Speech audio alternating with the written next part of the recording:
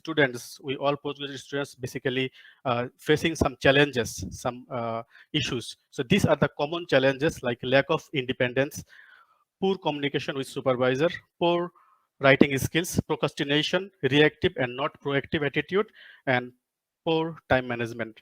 So my first part will be cover up a lot of these issues and challenges and how can we overcome these challenges. So let's move on. So I believe that in the postgraduate students, no matter it's master's or PhD, the supervisee and supervisor relationship is very crucial. I can say that in some extent, 70% of the credibility or degree, okay, depends on the relationship. To make your journey smooth, we have to have a good chemistry between the supervisor and supervisee. So we cannot ignore this part. And most of the academia, those who are doing research study in research is in masters and then PhD, we must be aware about the task, role, and responsibility of the academia, because every profession is good, but some professions, different professions have different color, okay, different role and responsibility.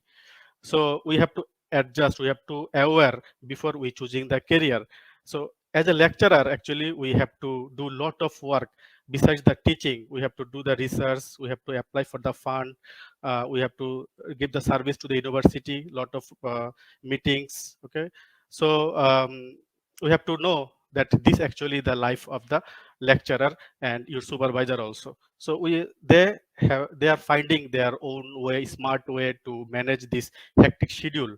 So we have to understand, okay, that he or she also is a human being. He also have some frustration or some other activities. So besides these activities, he is giving our time, valuable time. So it's our blessings actually. We have to see like this way. So setting the expectation is very crucial.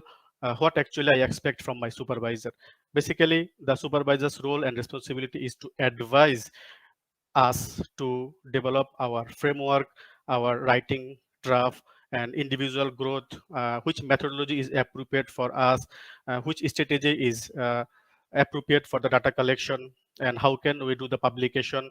So these are the some common aspects the supervisors they are advising us. Okay, and also the another role is critical role for the supervisor is to challenge our thinking. Okay, the criticism is a common um, objective here. The aim of the criticism is to enable the change. Actually, when supervisor gives lot of comments, lot of feedbacks, okay, sometimes the rush word, actually those are um, those not mean that he or she don't like us.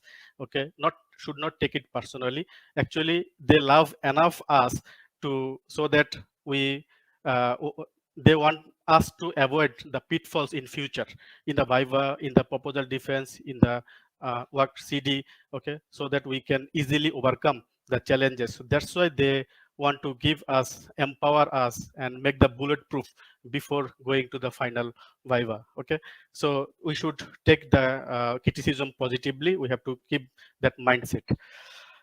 So what actually we'll do if we be a productive researcher or if we have the efficient researcher, actually our ultimate goal is to get the GOT or GBT. GOT is graduate on time, GBT is the graduate before time. So this is actually, these are our actual aim and goal.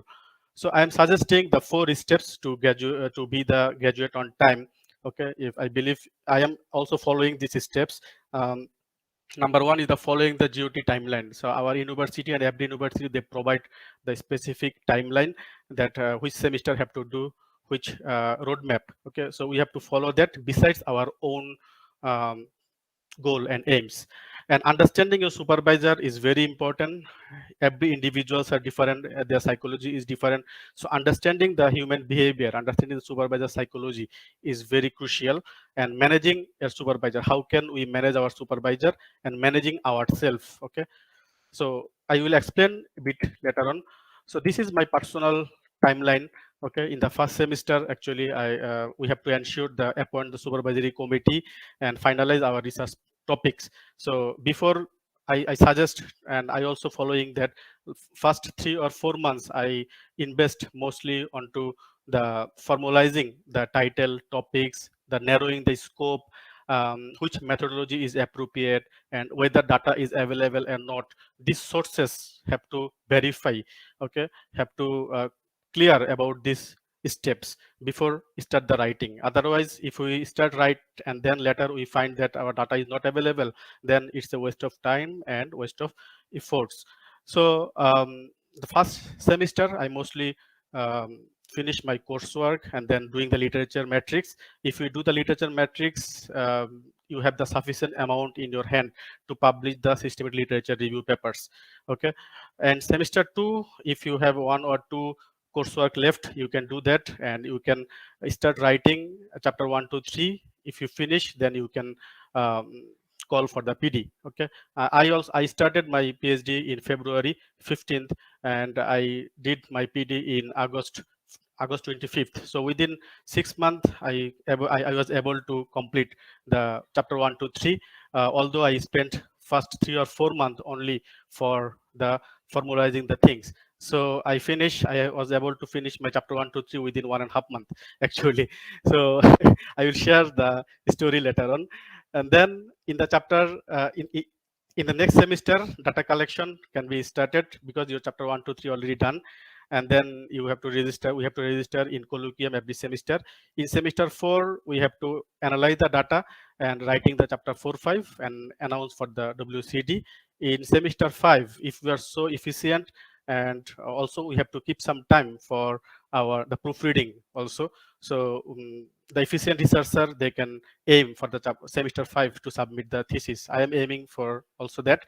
But still, if you want to extend the time, semester 6 could be the sufficient also to achieve the graduate on time, okay.